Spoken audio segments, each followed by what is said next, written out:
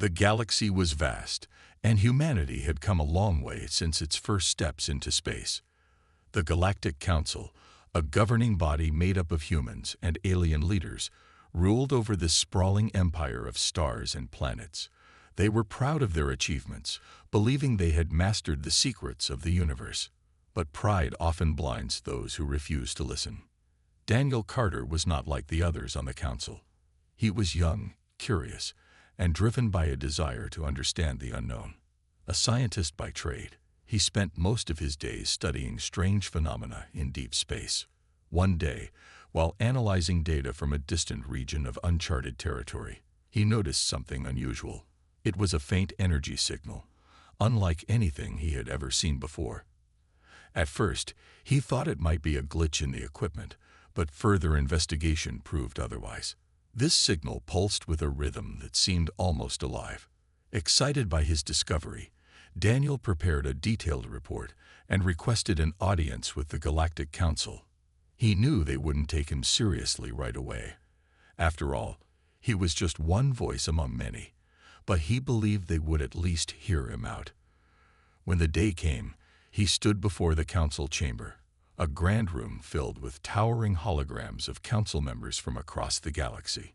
Among them was Rachel Monroe, a woman known for her sharp tongue and even sharper sense of superiority.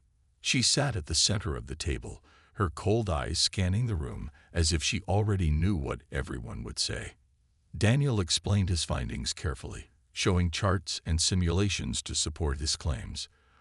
"This energy signature is unlike anything we've encountered," he said, his voice steady despite the weight of the stairs upon him. "If my calculations are correct, it could pose a threat to the stability of nearby star systems." Rachel leaned back in her chair, a smirk playing on her lips. "A threat," she repeated, her tone dripping with mockery. "Young man, we've mapped this galaxy for centuries. If there were any real danger, don't you think we would have found it by now?" Her words drew murmurs of agreement from some of the other council members. Daniel felt a pang of frustration, but pressed on. "I'm not saying I have all the answers," he replied, "but ignoring this won't make it go away. We need to investigate further." Rachel waved a hand dismissively. "Investigate? With what resources? Our fleet is busy maintaining order, and our scientists are working on far more important projects. Your little anomaly can wait." The meeting ended shortly after, with no decision made. As Daniel left the chamber, he couldn't shake the feeling that he was watching history repeat itself. How many times had great civilizations fallen because they refused to heed warnings? He didn't want to see humanity make the same mistake. Determined to prove his point, Daniel decided to take matters into his own hands. He reached out to Laura Bennett, a retired pilot he admired for her boldness and skill. Laura had once been part of the council's exploration team, but she left after growing tired of their bureaucracy. When Daniel explained his situation, she listened intently, her expression serious. "You're telling me the council brushed you off?" Laura asked, shaking her head. "That doesn't surprise me. But if you're right about this anomaly, we can't just sit around and do nothing." Together, they began making plans to explore the source of the signal themselves. They knew it was risky. Going against the council's wishes could get them labeled as traitors. But Daniel believed it was worth it. Somewhere out there, hidden in the depths of space, lay answers that could change everything. And if the council wouldn't listen, then it was up to people like him and Laura to find the truth. As their ship prepared for launch, Daniel looked out at the stars, wondering what awaited them. Little did he know, the journey ahead would test not only their courage, but also the very fabric of the universe itself. Daniel and Laura's decision to investigate the anomaly on their own was not made lightly. They knew the risks, but they also knew that waiting for the council to act would only waste precious time. The ship they chose for their mission was called the Eclipse, a small but sturdy vessel equipped with advanced sensors and enough fuel to reach the edge of known space. It wasn't flashy or luxurious, but it was reliable, a trait both Daniel and Laura valued above all else.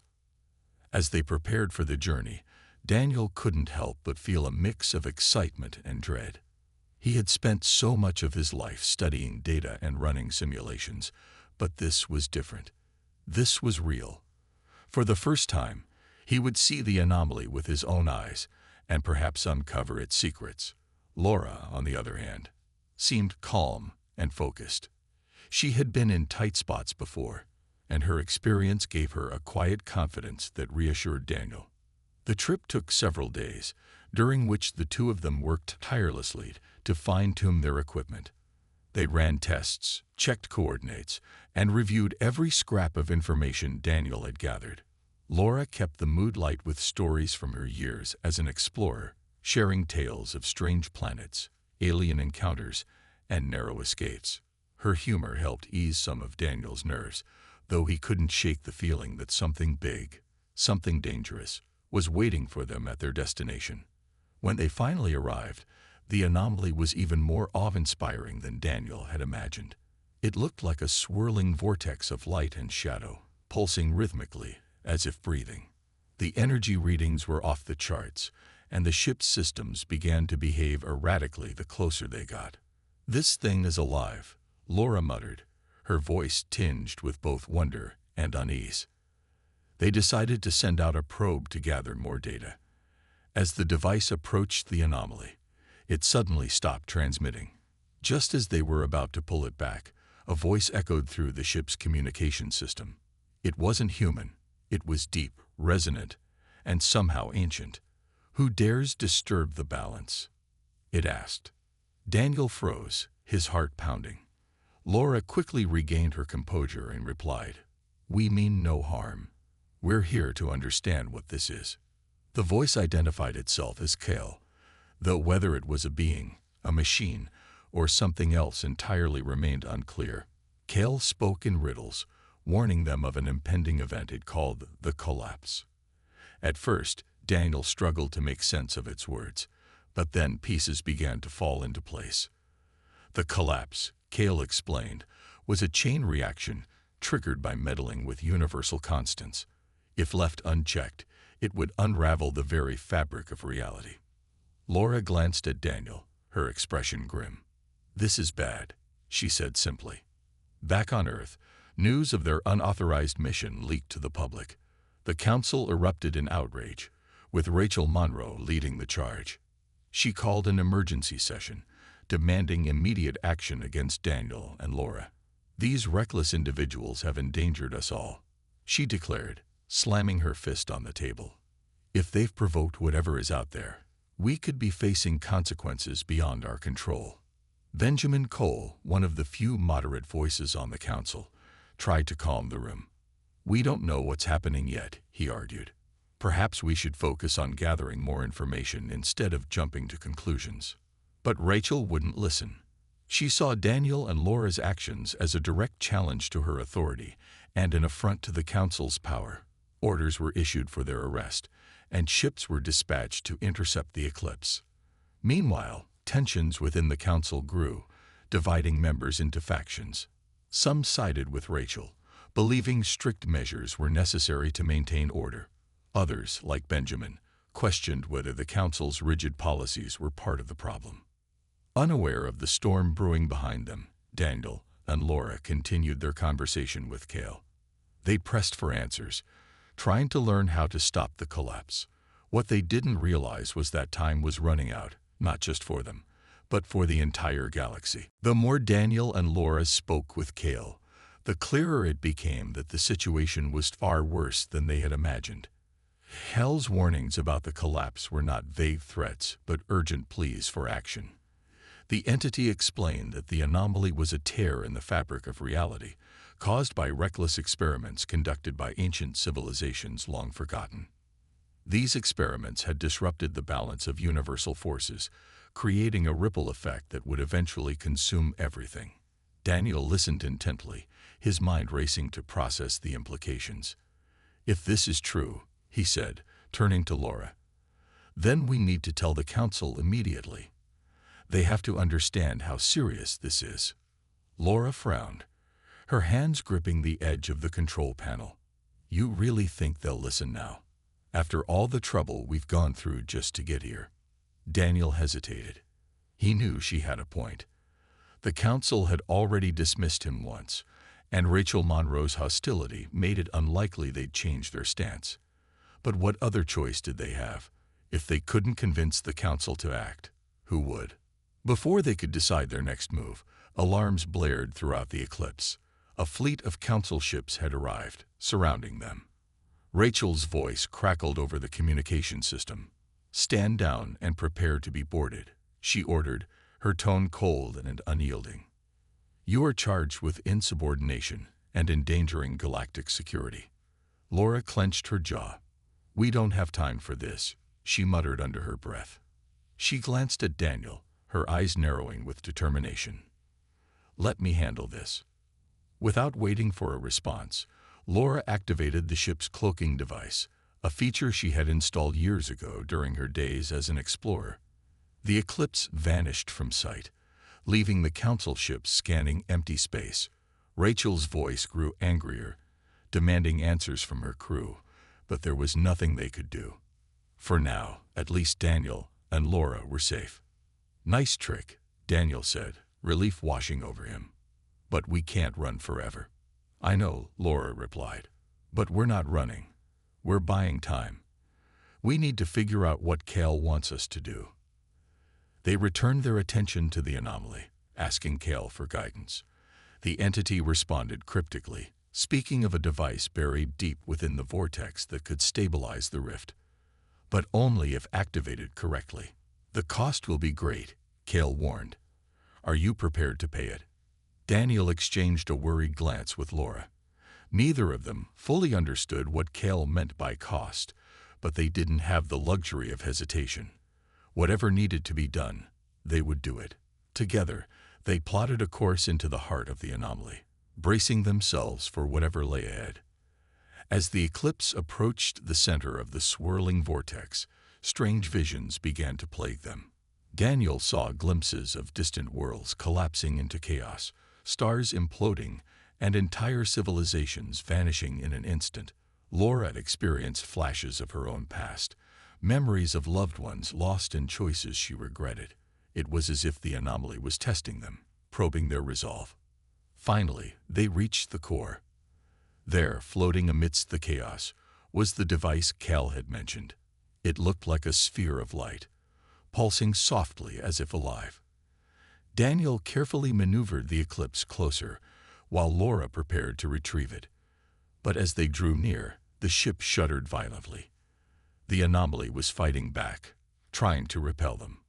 "We can't hold on much longer," Laura shouted, struggling to keep the ship steady. Daniel gritted his teeth, focusing all his energy on maintaining their position.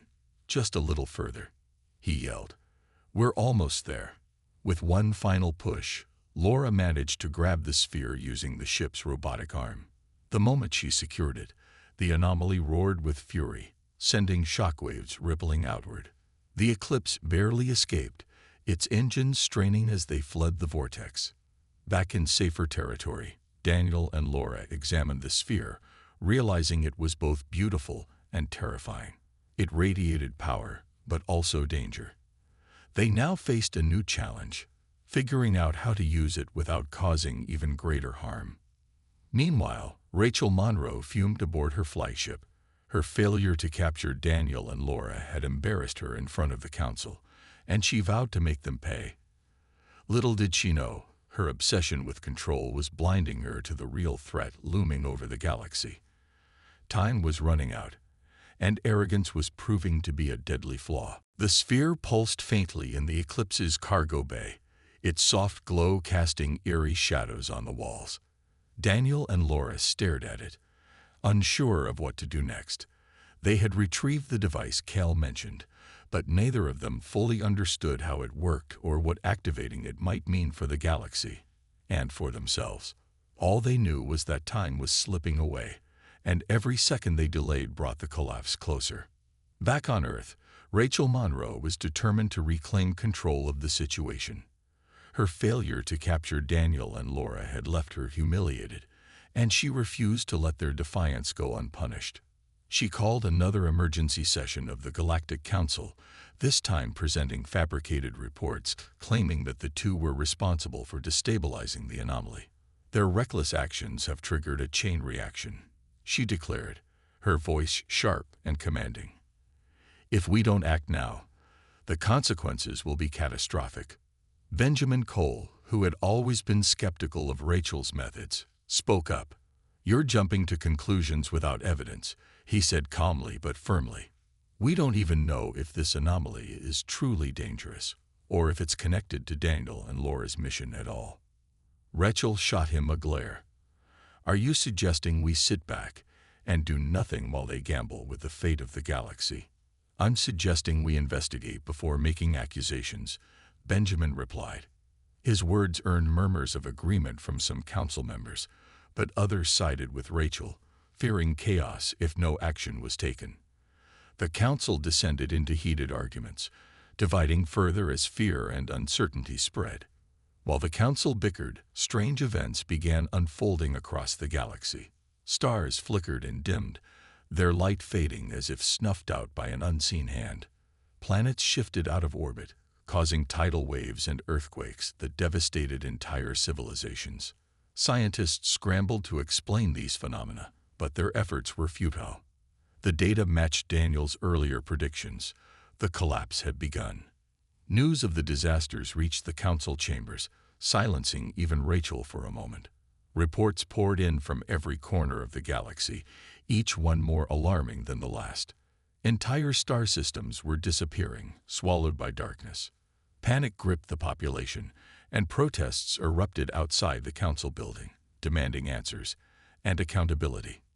Daniel and Laura monitored the chaos from the eclipse, their hearts heavy with guilt and frustration. This is exactly what I warned them about, Daniel muttered, staring at a holographic map of the affected regions. But they wouldn't listen. Laura placed a reassuring hand on his shoulder. It's not your fault, she said. We did everything we could to warn them. Now we need to focus on stopping this thing. They turned their attention back to the sphere, studying it carefully. Kel's instructions had been vague, but they pieced together fragments of information, trying to decipher its purpose. The sphere seemed to respond to touch, glowing brighter when either of them approached. It was clear that activating it would require more than just flipping a switch. It needed someone to connect with it directly, forming a bond that could stabilize the rift. As they debated who should attempt the activation, a transmission came through from an unexpected source. Benjamin Cole. Somehow, he had tracked their location and reached out privately. I know you're doing what you think is right, he said, his tone earnest. And I believe you. But the council is in disarray, and Rachel is using this crisis to tighten her grip on power. If you can stop the collapse, you'll save more than just the galaxy. You'll expose her for what she truly is. His words gave Daniel and Laura renewed determination. They realized their mission wasn't just about preventing disaster. It was about proving that arrogance and ignorance had nearly doomed the universe. With renewed resolve, they prepared to activate the sphere. But first, they needed to find a safe place to do so. The eclipse wouldn't survive the energy surge required to stabilize the anomaly. Guided by Cal's fragmented messages, they set course for a remote asteroid field near the edge of the galaxy. There, shielded from prying eyes and protected by dense rock formations, they hoped to complete their task. As they traveled, the collapse continued its relentless march, consuming worlds and leaving devastation in its wake. Time was running out, and the weight of responsibility pressed heavily on their shoulders. Unbeknownst to them, Rachel Monroe had also traced their location. Furious and desperate to redeem herself, she mobilized a fleet to intercept them. She saw this as her chance to regain control, not just over the council, but over the narrative. If she could capture Daniel and Laura and claim credit for stopping the collapse, her reputation would be restored. But deep down, Rachel failed to see the truth. Her arrogance had blinded her to the real danger. And as the galaxy teetered on the brink of destruction, it became increasingly clear that the Council's refusal to listen might cost them everything. The asteroid field loomed ahead, a jagged maze of rock and debris floating silently in the void. Daniel and Laura guided the eclipse into its depths, seeking refuge among the shadows. The sphere sat securely in the cargo bay, its glow faint but steady, as if waiting for them to make their move. They knew they were running out of time. The collapse was spreading faster than ever, swallowing entire star systems whole. Every delay meant more lives lost, more worlds erased from existence.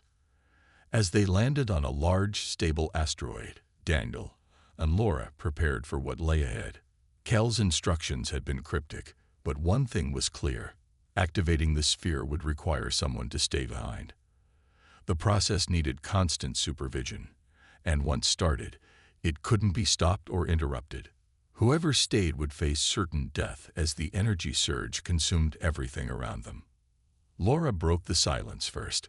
"I'll do it," she said firmly, her voice leaving no room for argument. Daniel turned to her, his eyes wide with shock.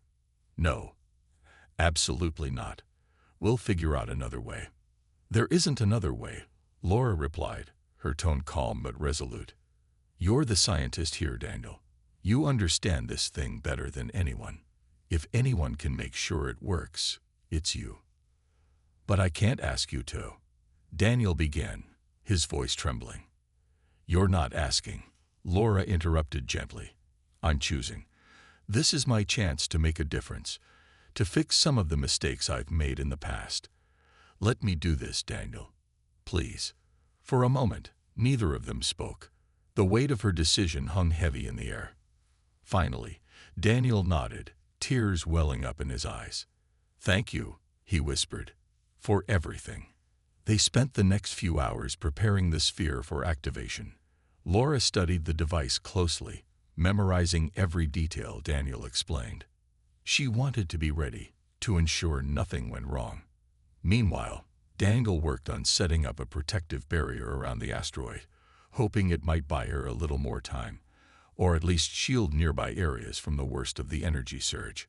When everything was in place, they shared a quiet moment together. Laura smiled softly, trying to ease the tension. "Don't look so sad," she said. "This is bigger than both of us. Just promise me you'll tell people what really happened here." "I promise," Daniel replied, his voice thick with emotion. "And I'll make sure they remember your name." With that, Laura stepped toward the sphere, placing her hands on its glowing surface.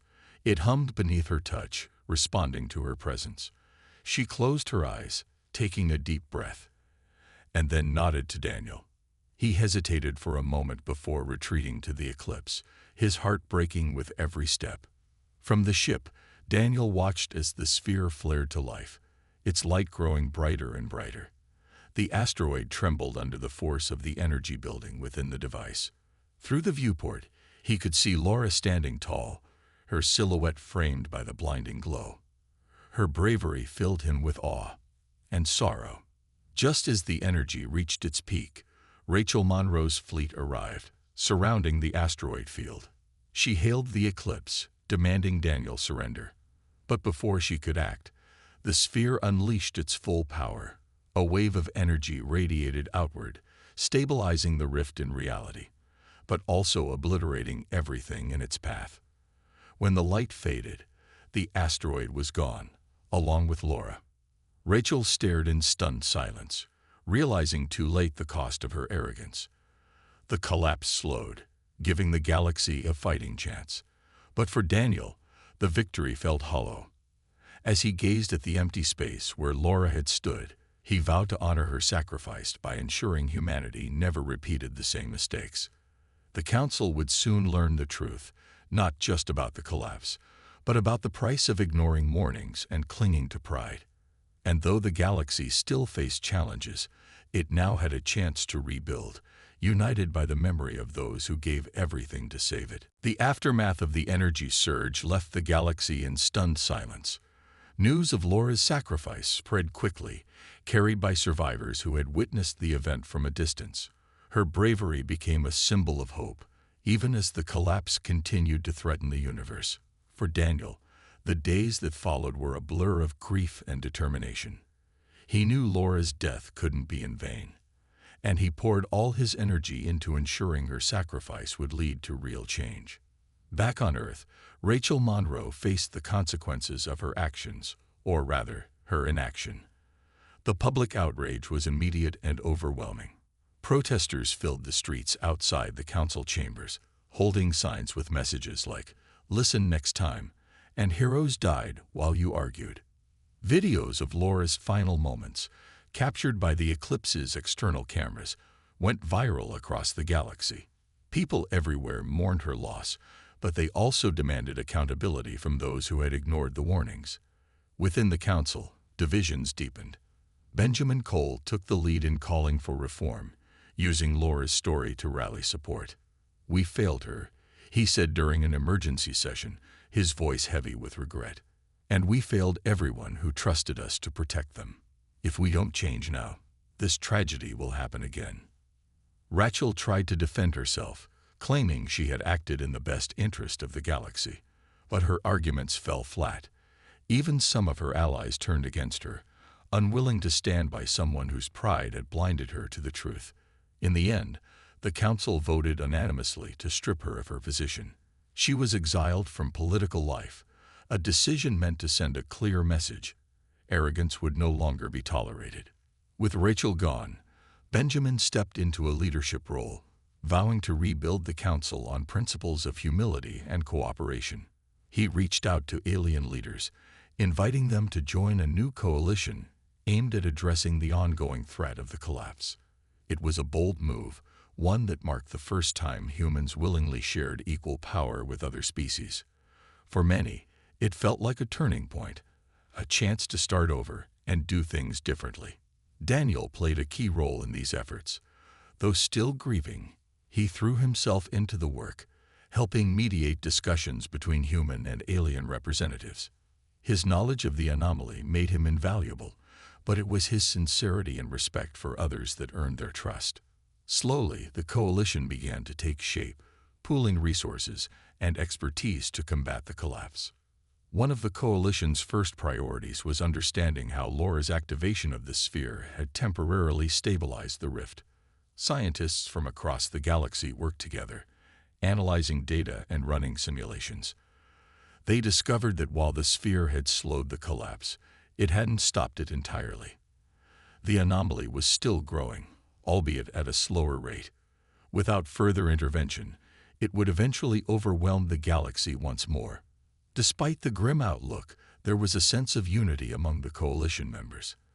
For the first time in years, humanity and its allies were working side by side, driven by a shared purpose. The old barriers of mistrust and competition began to crumble, replaced by collaboration and mutual respect. As the coalition planned its next steps, Daniel found solace in the progress being made. He often thought about Laura, wondering what she would think of the changes happening around him. Would she be proud? He hoped so. Her sacrifice had sparked something greater than anyone could have anticipated, a movement toward humility, understanding, and collective effort. But the fight was far from over.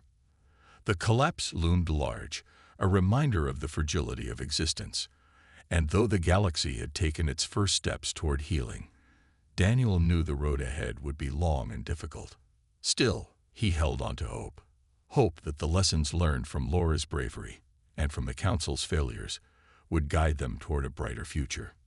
In the quiet moments, when the weight of everything threatened to overwhelm him, Daniel reminded himself of something Laura had said before her final act.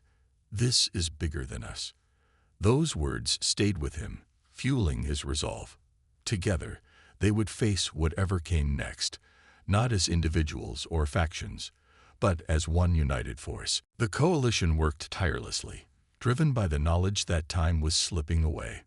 Scientists, engineers, and strategists from across the galaxy collaborated in ways never seen before. The old divisions between species faded as everyone focused on a single goal: stopping the collapse. Daniel became the heart of this effort, not because he held a formal position, but because his dedication inspired others.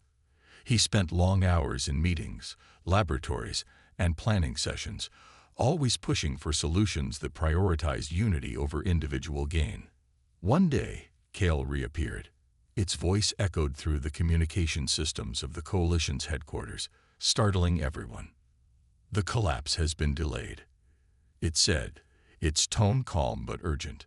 "But it cannot be stopped without a final act."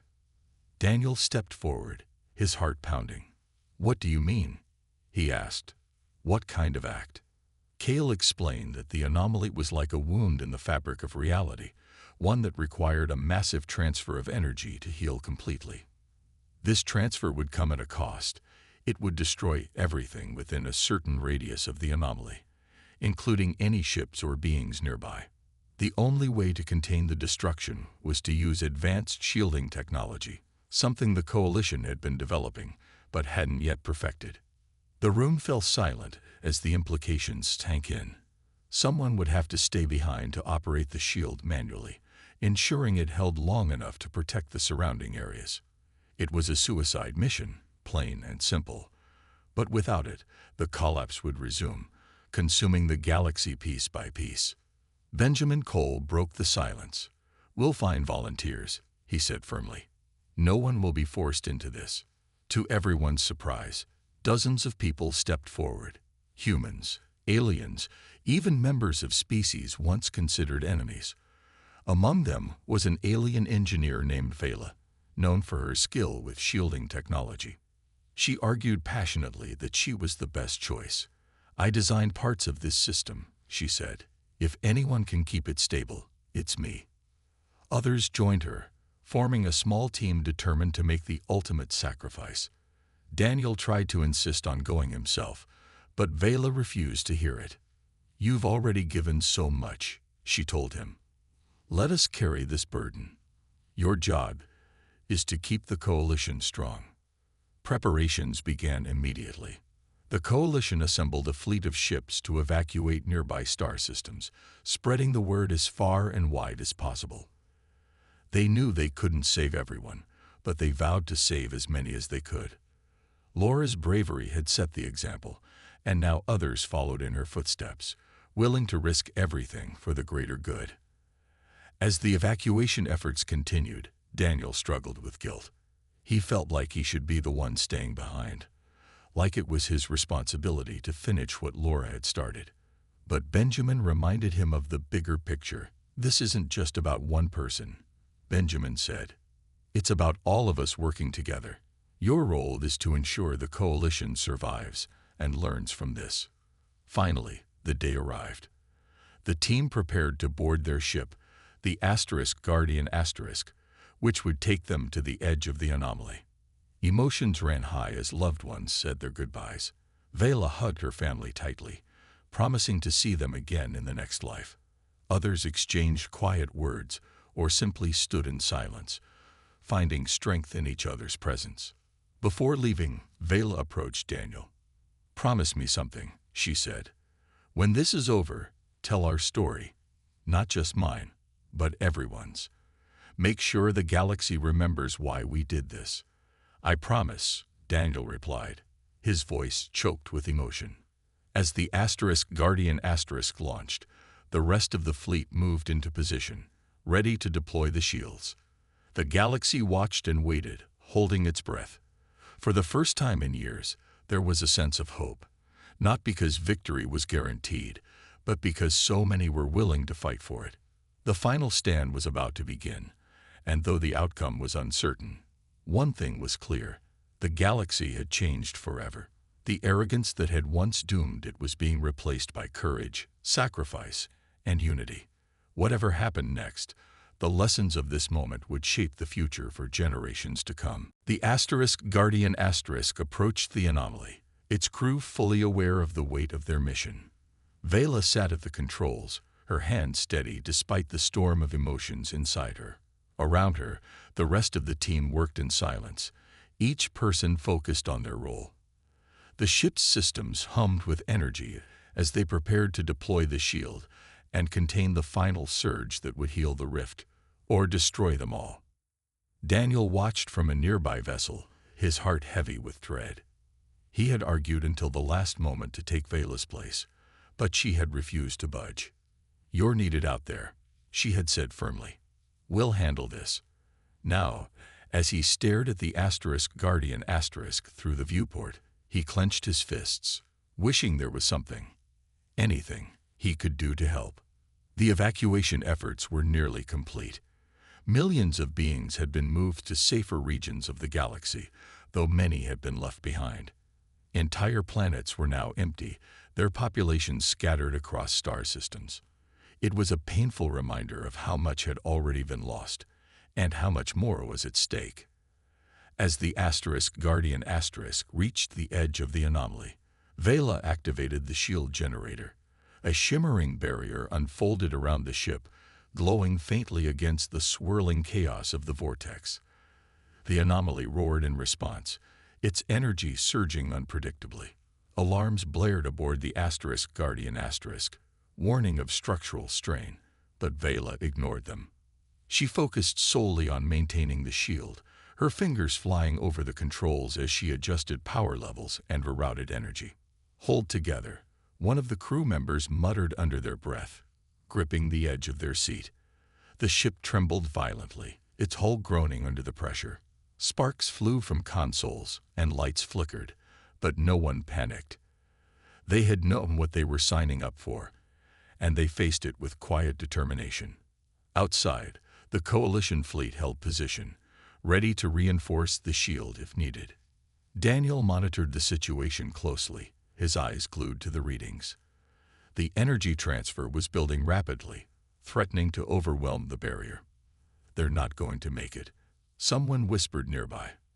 But Daniel shook his head. "They will," he said firmly. "They have to." Back on the Guardian Vela felt the strain of the task pressing down on her. Her body ached, and sweat dripped from her brow. But she didn't stop.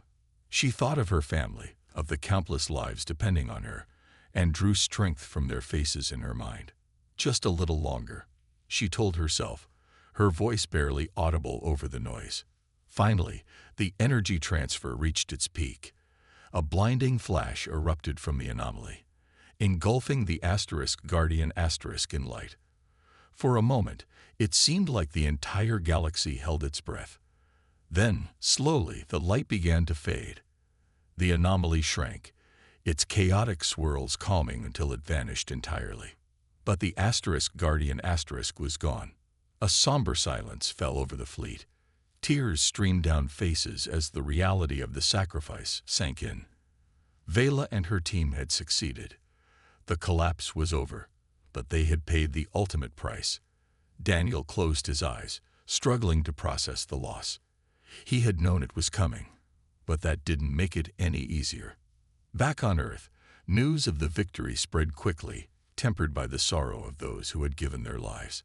Monuments were planned, speeches were made, and stories of bravery were shared across the galaxy. Benjamin Cole addressed the public, his voice filled with gratitude and grief. "Today, we honor the heroes who saved us all," he said. "Their courage reminds us of what we can achieve when we stand together." Rachel Monroe, now living in exile, watched the broadcasts in silence. She had tried to justify her actions for so long, but in the face of such selflessness, her excuses felt hollow. For the first time, she allowed herself to feel regret, not just for her mistakes, but for the arrogance that had blinded her to the truth.